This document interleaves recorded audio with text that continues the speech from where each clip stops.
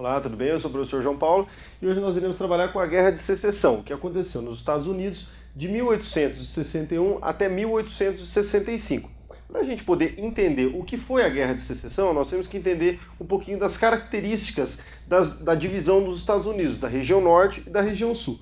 No plano social, a região norte era dominada por uma burguesia mais industrial. No caso da região sul, ela era dominada por uma aristocracia rural. Quanto à política, o regime do norte era um regime republicano, de ideias republicanas. Já no sul, imperava o regime democrático, de ideias democráticas.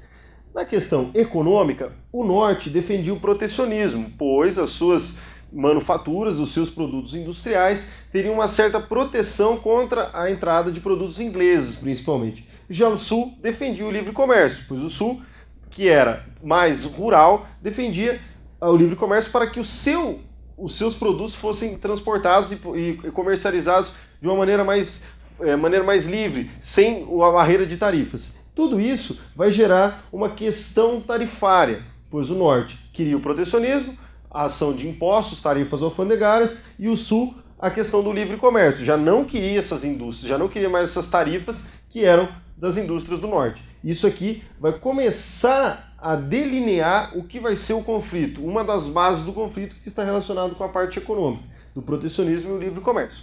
Outro ponto foi a eleição do Abraham Lincoln em 1860, pois o Abraham Lincoln, republicano, representava os estados do norte e a sua vitória pode ser considerada como o que ocasionará a guerra, ou seja, como o estopim da guerra. Apesar de ele ter sido eleito em 60 e a guerra começar em 61, a eleição dele fica marcada como sendo uma das primeiras revoltas dos estados do sul contra os estados do norte.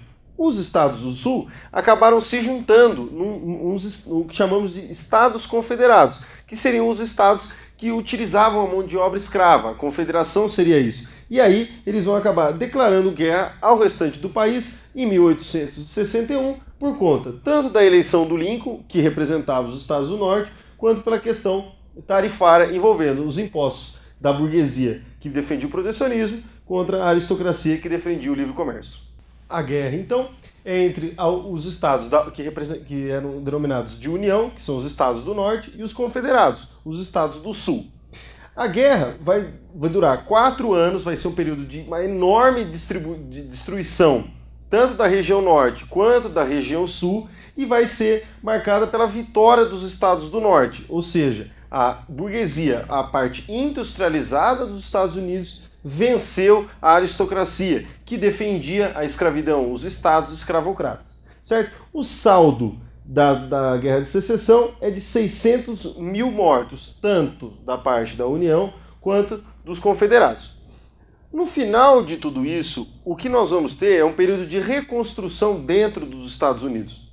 O norte, vencedor da guerra, vai começar a atuar nos estados do sul para reconstruí-lo, ou seja, começam a entrar indústria nos estados do sul, a escravidão vai ser abolida, consequentemente o sul vai precisar de um outro tipo de mão de obra, e aí nós vamos ter o quê? Um grande crescimento econômico por conta disso, por conta de que as indústrias agora também estavam no sul.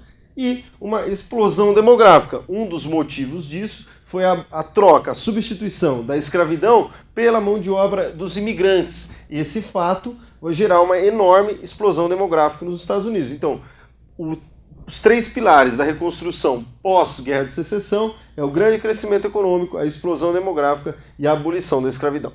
Obrigado.